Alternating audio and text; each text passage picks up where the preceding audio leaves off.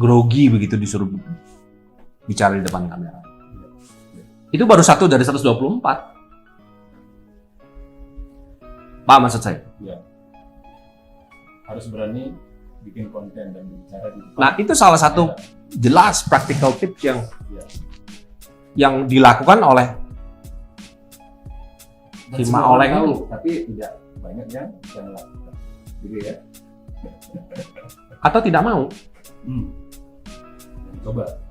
Karena punya tadi mental block, punya limiting belief, atau merasa dirinya bukan I'm not a sales marketing guy. Saya nggak nyaman jualan. Nah itu dulu aja deh. Mungkin yang kita perlu lolos dulu mindsetnya. Are you a good salesman? Itu dulu aja. Kamu enjoy nggak jualan? Atau jangan-jangan dia jual dirinya sendiri belum bisa.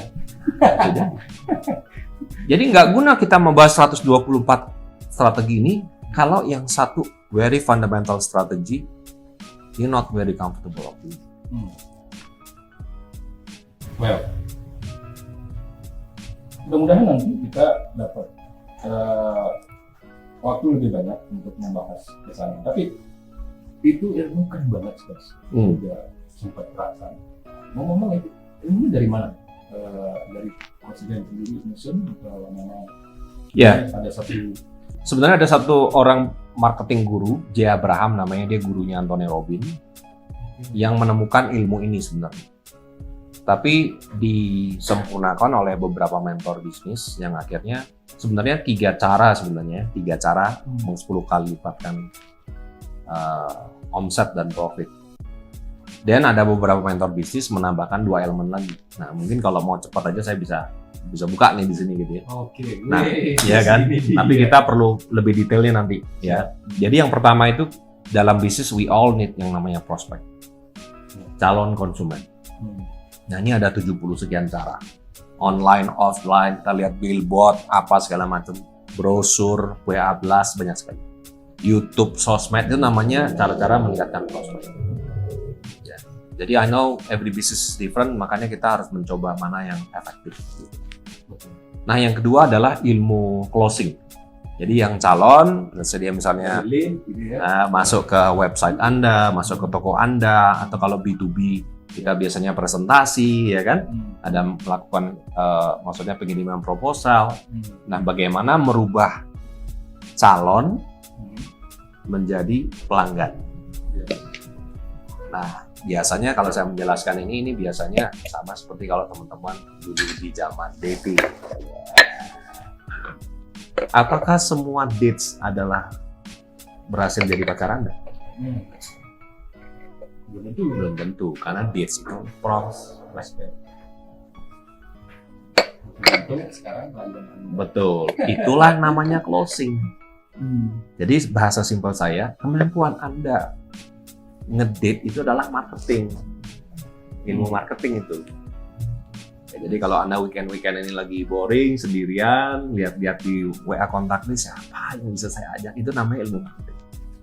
Mengidentifikasi, mengseleksi, ya kan?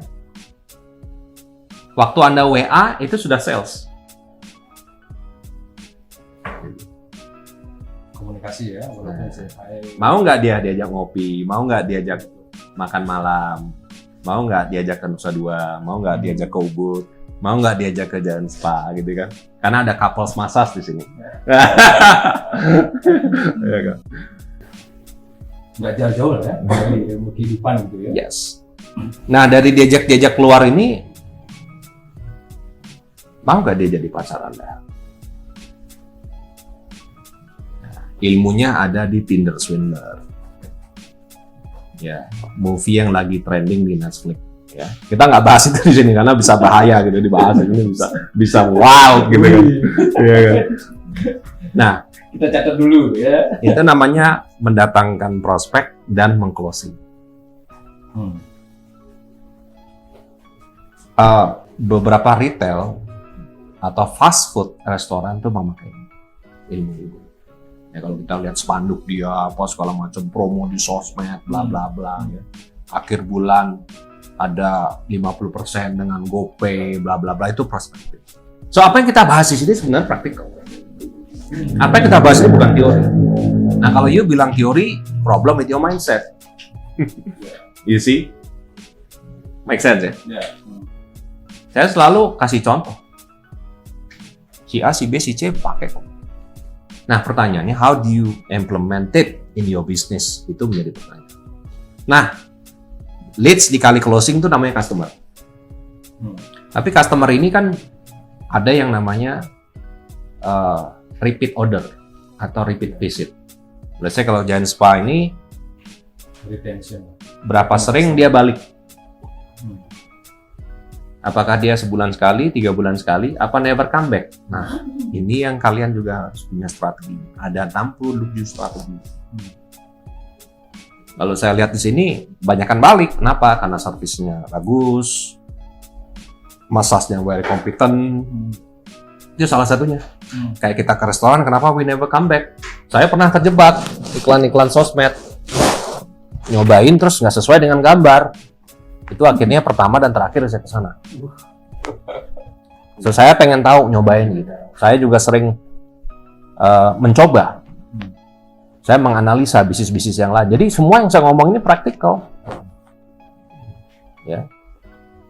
Terus Anda bisa menawarkan membership, Anda bisa meningkatkan kualitas, Anda bisa menambah treatment baru. Itu yang membuat orang, aku mau datang lagi ke Giant Spa. Datang ya ke Giant Spa. Nah, tapi every business is different.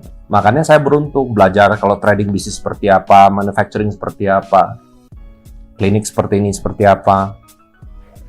Everyone is different. Nah, setelah repeat ordernya kita tingkatkan, let's say biasanya sebulan sekali, sekarang jadi sebulan 2 kali. Atau jadi 1,5 kali aja. Biasanya saya nantangnya itu para pengusaha nggak usah 2 kali, jadi 1,5 kali aja. Rata-rata loh ini. Artinya ada yang mungkin 4 kali, ada yang 1 kali, ada yang 2 kali, ada 3 kali. Kalau dirata-ratakan jadi 1,5 kali. Nggak usah dia bilang 2 kali. Nah, abis itu ada yang namanya rata-rata pembelian. Nah, ini juga sering kita lihat.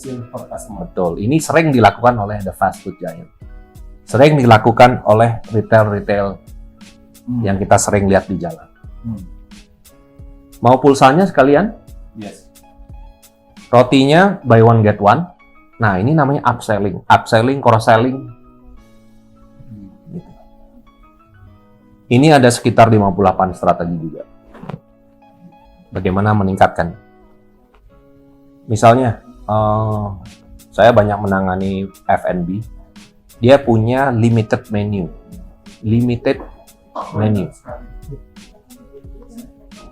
Limited menu hanya ada di bulan Februari, let's say, karena ini lagi Valentine.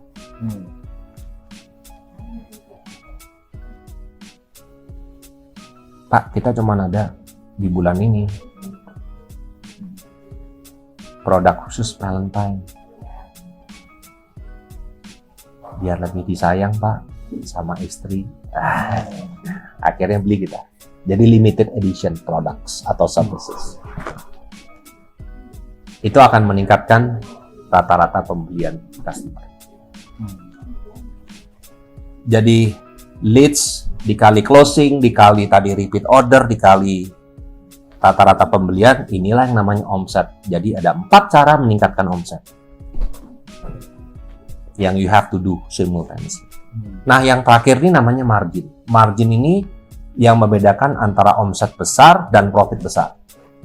Ada 78 strategi. Jadi, nah salah satunya adalah yang kita terapkan di dalam coaching, menganalisa profit. 1, punya laporan keuangan. Kedua, mampu menganalisa profit. Ketiga, melakukan efisiensi. Yang saya selalu tantang 10% paling banyak melakukan efisiensi di operasional apa segala macam. Nah, mungkin ada satu ilmu nih. Boleh di sini kita bongkar? Yes, kita bongkar habis. Bicara tentang profit karena bisnis saya namanya Rapid Profit. Ternyata selama 17 tahun saya melihat ada satu pola yang membuat profit dari bisnis itu kecil. Udah siap? Jangan dimatiin dulu. Are you ready? Ownernya mengambil uang terlalu banyak dari bisnis. Nah, ini dia. So I call it a profit sucker. Penyedot profit paling berbahaya is you. You business owner. Dirimu sebagai owner yang mengambil yang paling banyak. Begitu dia. You think it's your money, you think it's my business, I can do whatever I want with it. Itu yang membuat kenapa ketika COVID datang, you don't have cadangan cash yang cukup Untuk membiayai operasional Yes. rumah tangga. untuk menahan krisis. Remember, it's all about ketahanan. Kalau ada satu hal yang kita dapat dari sesi ini adalah stamina. Hidup tuh membutuhkan stamina. Endurance. Yes. Tahan lama. Tahan lama. Like in anything. Nah ini jarang dibahas. You are the profit sucker. Jarang dibahas. Karena ini nggak enak ngomong. Nggak ada yang berani ngomong bahwa you are the profit sucker. But when I come to the business dan saya lihat, Pak, ini apa Pak? Cicilan sofa rumah saya. Pak, ini apa Pak? Jalan-jalan ke Eropa saya 5 tahun yang lalu. Kan travel now, pay later. Cicil 48 kali. Bisa.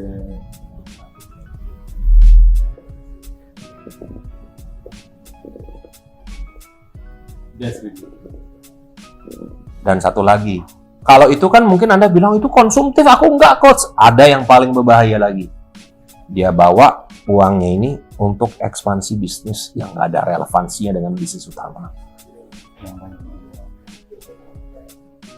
That suck the cash out of your business. Jadi your cash cow sakit. Your cash cow sakit. Karena kita mengambil uang terlalu banyak. Tapi alasannya sangat logik. Kan katanya nggak boleh taruh semua telur di dalam satu basket. You see? Kadang kita very pandai bikin excuses. Tapi itu membuat bisnis kita jadi nggak anti badai. Nggak anti krisis.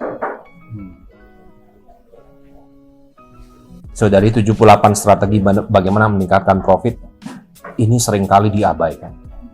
Ini seringkali nggak ada yang berani bahas. Banyak mentor, banyak coaches, banyak konsultan. Ini jangan. But I justru bilang, where did the money go, Pak? Kemarin kita baru melakukan bedah-bedahan profit. Dia ngaku, dia coach selama ini 50% dari profit kita makan. Kita makan itu maksudnya dikonsumsi oleh pemegang saham. Sehingga nggak punya. Do you see why ini menjadi fundamental? Karena ketika harus invest di teknologi, invest di branding, invest di people, invest di training, invest in your customer, I have no money. Karena aku sudah pakai uang.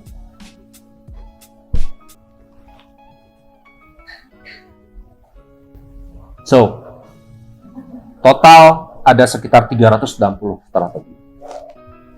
Bagaimana meng-10 kali lipatkan bisnis? Oh my God, makin gila ini kita hitung-hitung tambah-tambah dari tadi itu berapa strategi ya? Bisa kita dapatin. Perlu ikut kelasnya kayaknya. Serius, rekomendasi bagi teman-teman di luar sana ikut sama Coach Ben. Saya sangat terbantu sekali dari beliau, kurang lebih 3-4 tahun yang lalu ya, di saat memang saya memiliki galau yang sama, hal apa sih yang harus saya kerjakan, harus saya lakukan, strategi apa. Di saat itu saya memutuskan untuk dibantu sama beliau, dan saat itu ya strategi itu saya dapatkan, saya lakukan dengan sangat gila-gilaan, dan bahkan strategi itu masih saya gunakan di saat pandemi sekarang. Nah, begitu juga menjadi alasan beliau berada di hari ini di sini berbagi pada teman-teman. Dan dengan sangat gratis gitu, gratis ya ini kesempatannya luar biasa karena beliau ilmunya luar biasa mahal ya, mahal dalam artian beliau dapatkan mahal tapi dibagikan secara gratis, secara murah-murahan ya. Bahkan di saat beliau menentukan sebuah harga is not about the price, tapi itu sebuah komitmen. Ya, kurang lebih begitu ya. Karena apa? Karena kalaupun kita kadang kasih gratis seseorang, itu belum tentu jadi. Komitmen ini adalah sebuah pintu gerbang mentality kita memasuki sebuah area pertempuran. Gitu loh. Dan terima kasih banyak untuk yang hari ini, Presiden. Sama-sama. Luar biasa. Sukses terus, banyak Pak. banget strategi dan ilmunya yang mungkin in the next future kita akan berdiskusi seperti ini lagi. Entah dimanapun, nanti saya hadir di tempat beliau atau beliau hadir lagi ke sini, mumpung lewat Ubud gitu ya. Yeah. Ya. Dan setelah massage tentunya kita mendapatkan closing drink. Ya, silakan dicoba dulu. Yeah. Ya, ngomong-ngomong bagaimana massage-nya tadi? Ya, sudah disampaikan dulu. Top class. Ini kan cuma foot massage, Coach. Nanti bisa dicoba yang Yes. full body, flower bath gitu ya, guys. Ya. Yes, So, yes. terima kasih banyak, Coach. Banyak pelajaran yang saya dapatkan dari beliau. Jadi saya berharap teman-teman juga memanfaatkan kehadiran beliau di sini. Kita minta mereka tulis di komen nanti ya di YouTube, Yes. komen ya kalau ada pertanyaan, Yes, ya please. hal-hal yang dipelajari. Karena kuncinya ilmu apapun juga kalau tidak diaplikasikan ya nggak akan ada result. Yes, yes. Jadi conclusionnya hari ini sekali lagi bukan sekedar masalah strategi ya. Sehebat strategi, sehebat apapun sistem, sehebat apapun knowledge yang Anda punya, kalau misalnya tidak pernah dieksekusi ya, itu juga tidak akan membuat kita itu bertumbuh, tidak pernah membuat kita belajar dari apa yang sudah kita eksekusi. Jadi yang paling penting adalah entrepreneurship mindset, be proactive ya, melihat situasi. Dan yang terakhir beliau sudah menyampaikan yang perlu diwaspadai setelah pandemi ini akan ada lagi the next something. Dan mari kita mulai berhati-hati, mulai rem-rem sedikit, karena begitu kita ketemu pengkolan kita udah siap. Jangan sampai ngeremnya di saat sudah ada di pengkolan. Jatuh gitu. Itu kurang lebih. Terima kasih banyak, Coach. Luar biasa sekali hari ini. Dan Kita punya salam 10 kali ya. Oke. So kita gunakan salam beliau ya, selain dari salam saya, salam Asia luar biasa. Kita Yeah. gunakan salam 10 kali. 10 kali. Oh, Yes, salam dasar luar biasa tetap bersama saya Adi Jen Saputra.